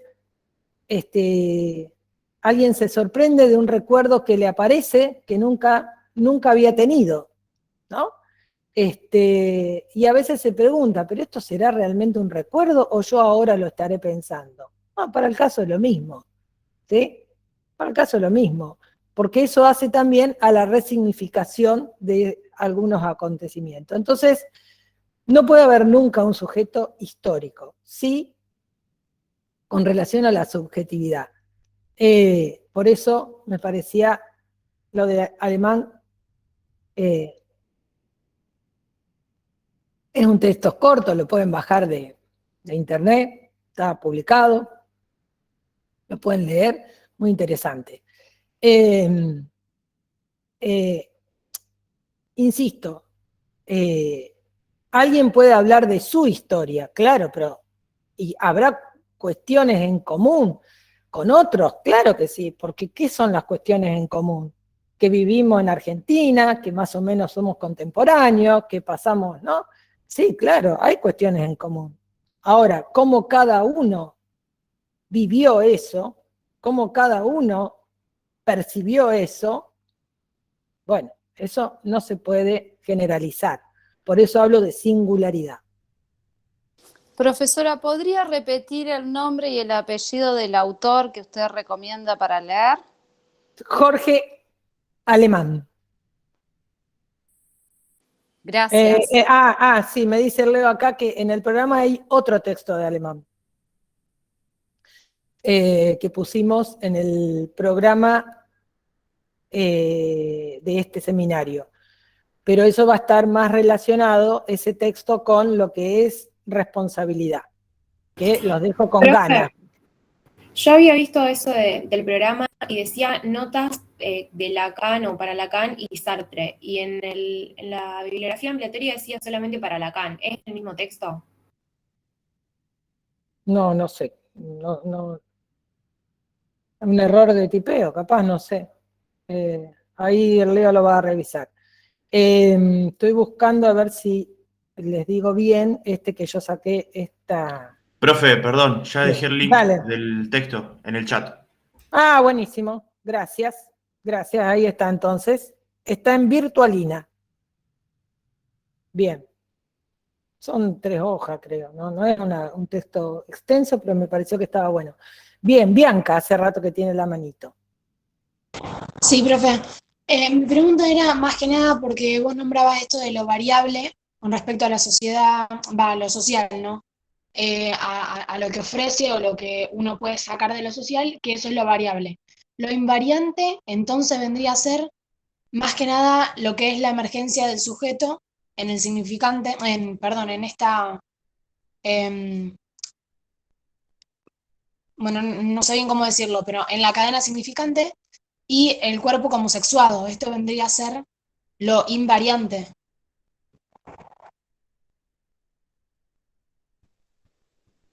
Hay varios invariantes.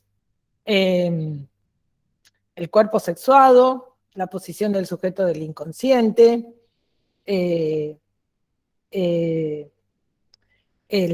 la posición del analista. Bueno, fui nombrando unos cuantos.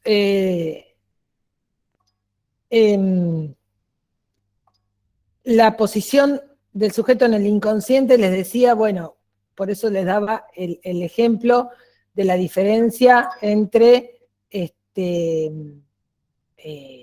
las histéricas de Freud y la histeria como estructura, que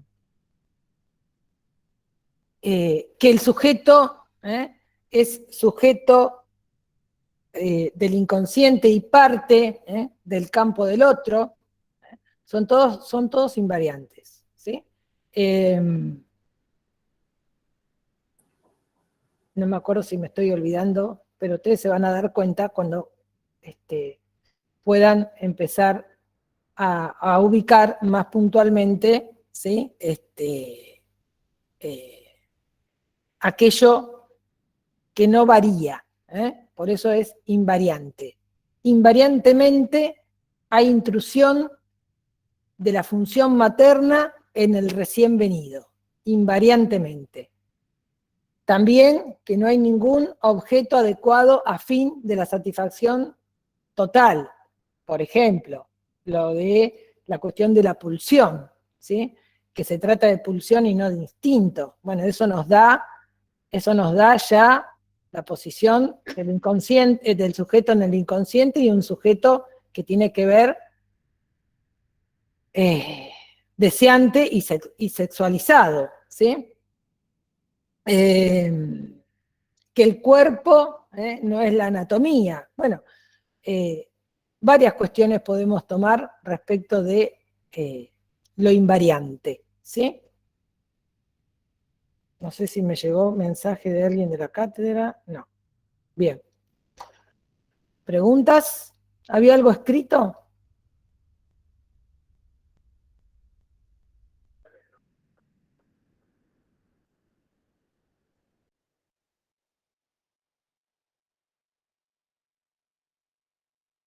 Chicos, no, respecto del programa por la pregunta de recién, en el programa tenemos en la bibliografía obligatoria el texto de alemán, que del libro Notas Antifilosóficas, el artículo Notas sobre Lacan y Sartre, el decisionismo. Pero en ampliatorio no hay nada de alemán, no sé dónde lo vio la alumna que lo indicó. Aviso, eso es lo que está subido en el Facebook del grupo y en comunidades. Lo había visto en un drive que subió un ayudante de cátedra, lo busqué ahí, pero bueno, no, lo busco directamente en el Facebook. Gracias.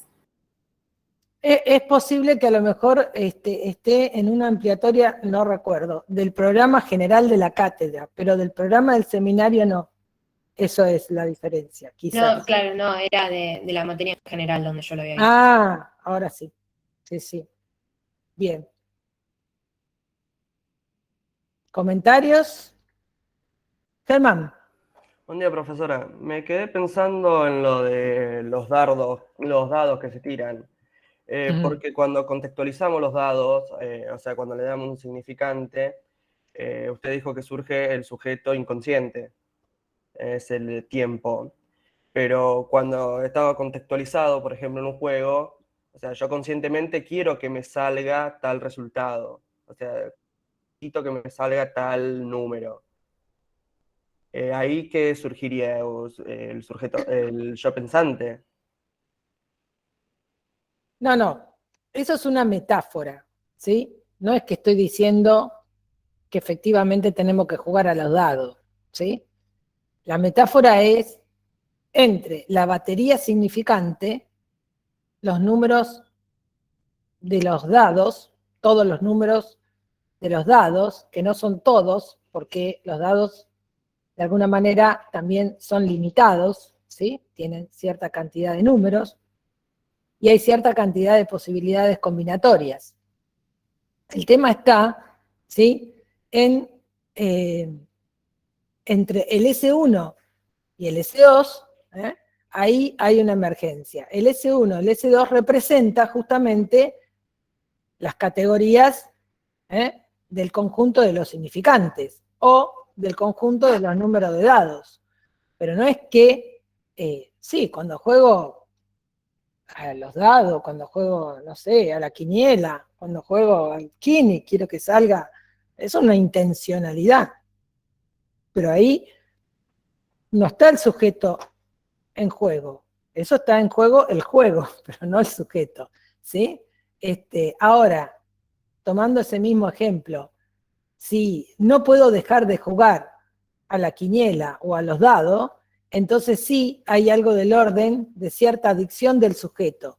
Y entonces estamos hablando de otra cosa, ¿no? Digo, el ejemplo de la voladora de dados que toma Milner, que tomé yo de Milner, es justamente la contingencia. Es inesperado aquello que va a surgir. Sí, tengo una intencionalidad, pero eso que surge quizás es muy diferente a mi intención, tanto cuando juego literalmente a los dados como cuando estoy en un análisis, ¿sí? Sí, si no, también pasaría algo parecido cuando tiramos una moneda, que también se juegan dos significantes, y en ese lapso, en ese tiempo, inconscientemente por ahí también pensamos, ojalá que caiga para tal lado. Claro, pero ahí quedaste en 1 y 2, ¿no? En cambio acá el dado te muestra la batería, ¿no? Por eso es un significante y la batería significante, es decir, el resto. ¿Por qué hay uno que se tiene que sustraer?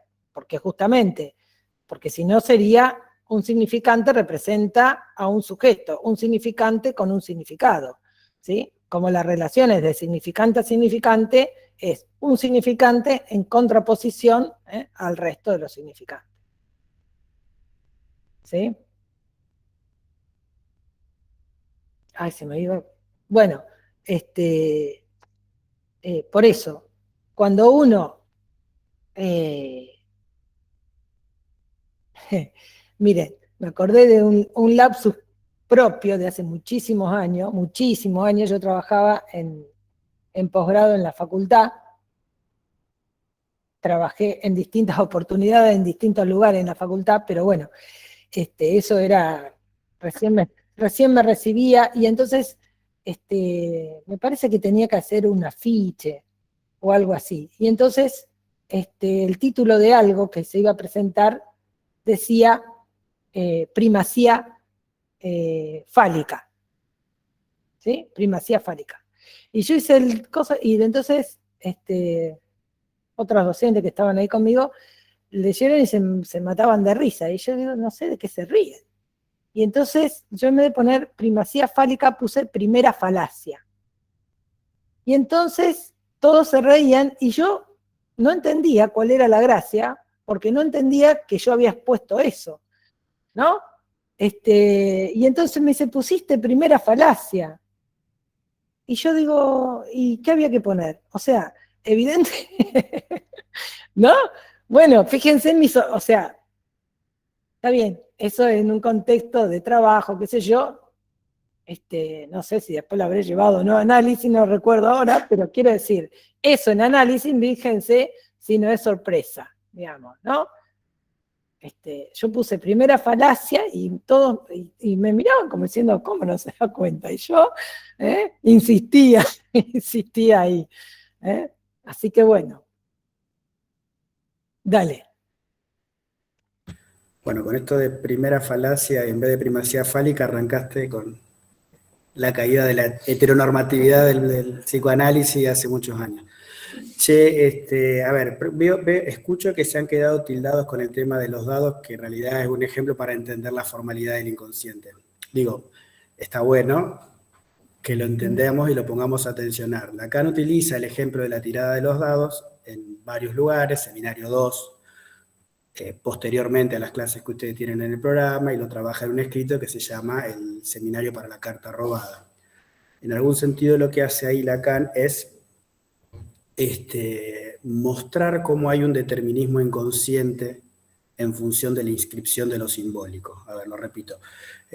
Si uno ve con Freud que en el inconsciente no hay casualidad, si uno dice un número al azar, no es un número al azar, porque es un número que tiene que ver con una inscripción inconsciente, existe en la cadena significante una formalidad y una inscripción significante que habla de cierto determinismo y cierta repetición.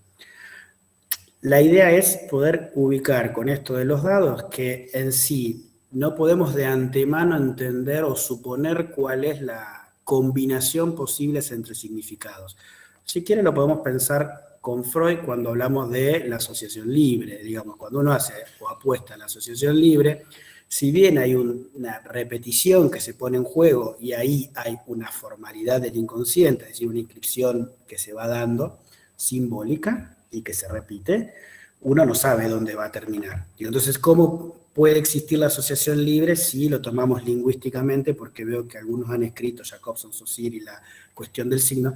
Dentro de la lingüística no hay una posibilidad de la asociación libre, porque al existir un código en donde todos nos entenderíamos, no se podría decir algo más. Pero en cambio, en la estructura planteada del inconsciente como un lenguaje, tomando elementos de lingüística, pero para dimensionar la lógica del inconsciente, ahí vemos que las combinaciones posibles nunca sabemos a dónde podemos terminar, aunque sabemos también que la repetición opera.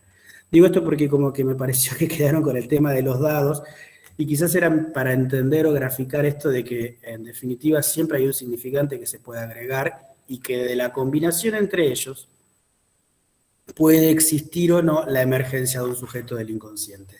La posibilidad de pensar cómo esa emergencia del inconsciente se articula con el inconsciente y con el deseo que se pone ahí en juego. Por eso es interesante entender esta metáfora, no tanto por el cálculo probabilístico en sí, sino porque se pueden dar en función de la oposición y relación entre significantes, o en función de la combinación de los números que uno va tirando. Uno de antemano no sabe qué número va a salir, va jugando. Tiene un límite de inscripción, es decir, la repetición va a estar, pero bueno, en definitiva, en función de eso podemos ubicar esto de la emergencia del sujeto desde la lógica del inconsciente estructurado como un lenguaje.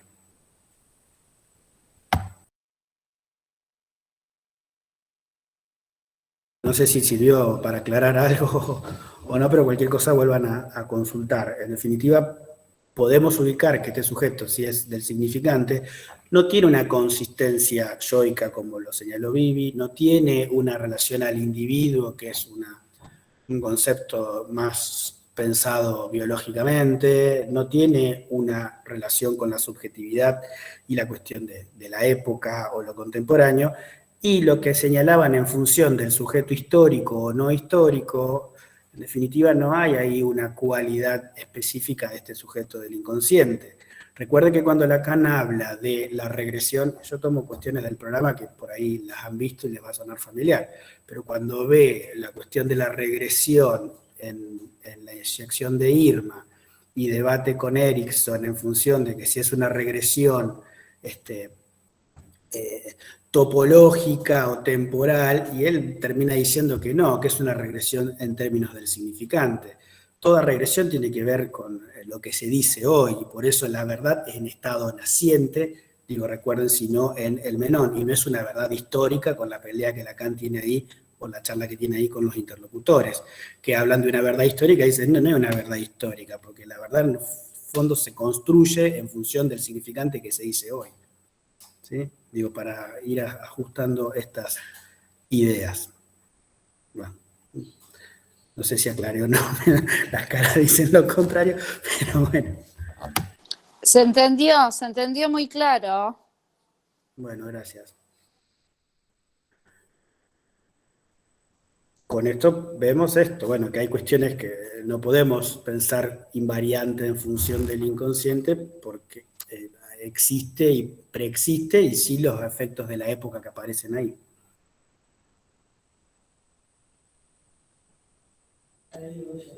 Dale, yo apago el micrófono. Bueno, esto que dice Leo, la verdad en estado naciente se me había olvidado, y es puntual, digamos, para relacionar con esto. Justamente en esa emergencia del sujeto podemos ubicar algo de esa verdad en estado naciente. Lo vamos a retomar la próxima. Ahí les puse como para que vean la función del significante y cómo la intervención de alguien en un punto, en una coma, cambia absolutamente el sentido. Les puse ahí una oración que no la puedo leer porque si la leo le estoy poniendo un sentido.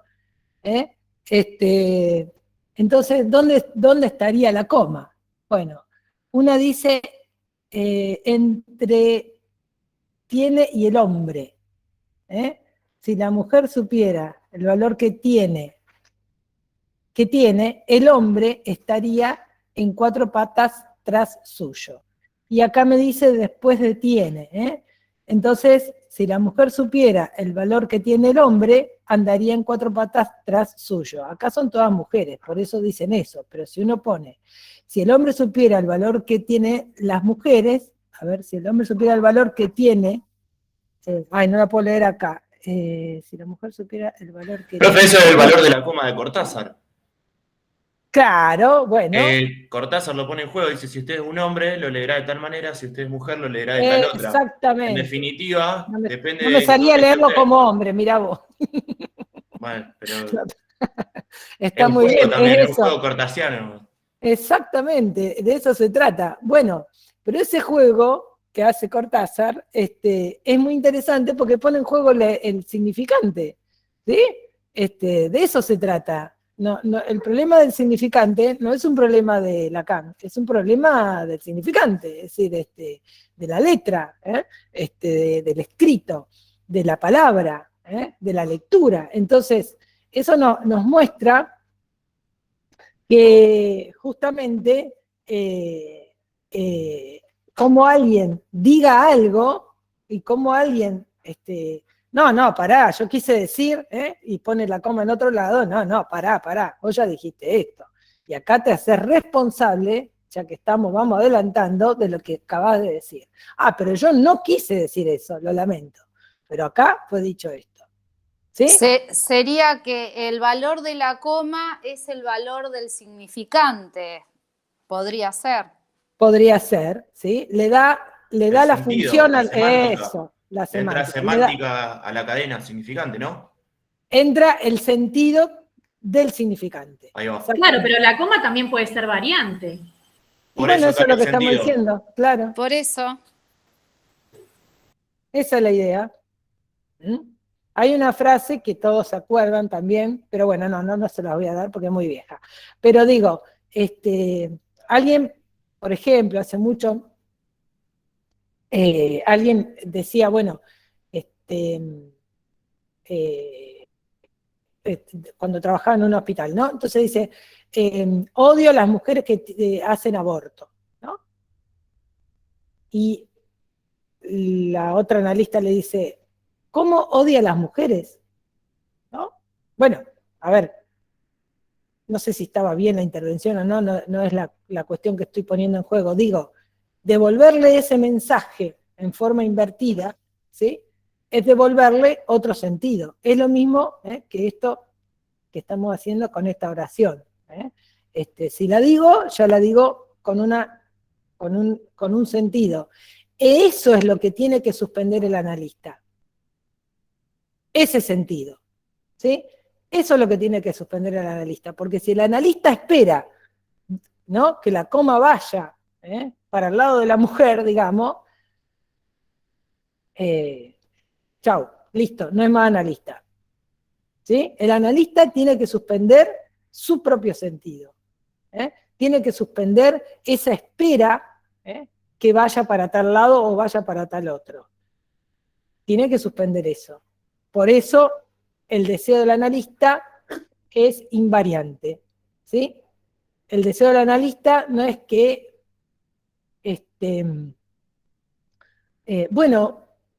podemos pensar en la carta que le escribe esta madre de un hijo homosexual a Freud, y que Freud le dice, bueno, lamento, pero en esto yo no puedo hacer nada. Bueno, justamente, un analista no puede esperar que alguien defina ser homosexual o defina transformarse o defina ser heterosexual o defina casarse o defina...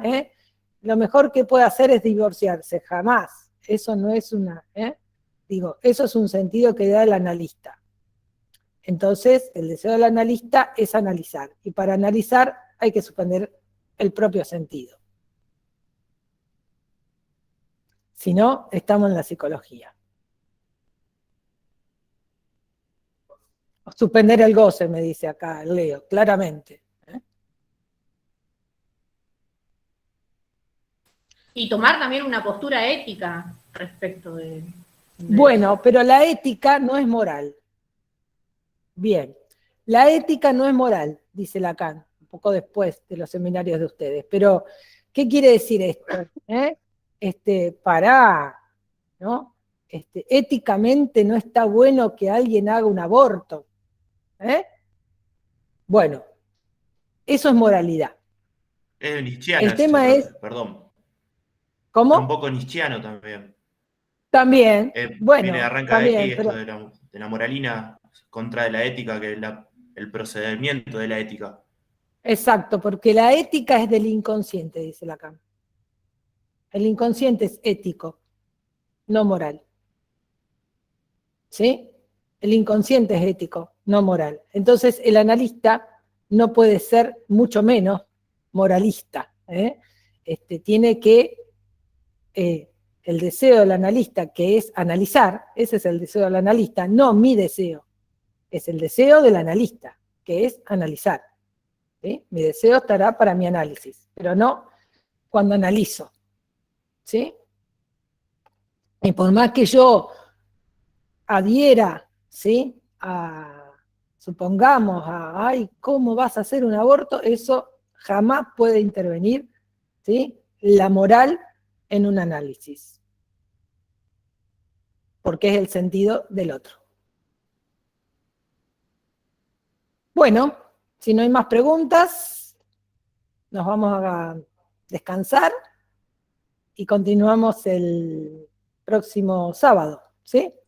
Si tienen Yo le quisiera comentarios, hacer preguntas, lo pueden ir haciendo también en la semana. Sí, dale. una pregunta técnica nada más.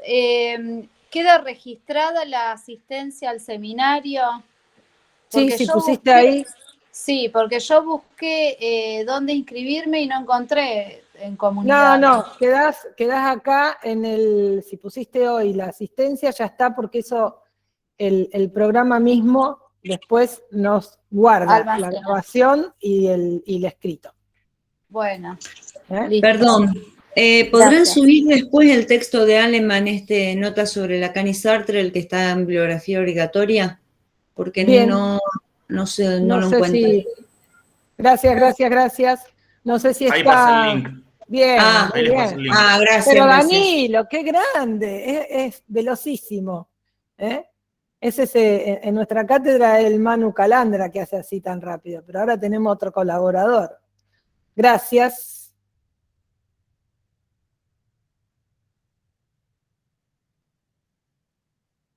Vamos a detener, así no tenemos...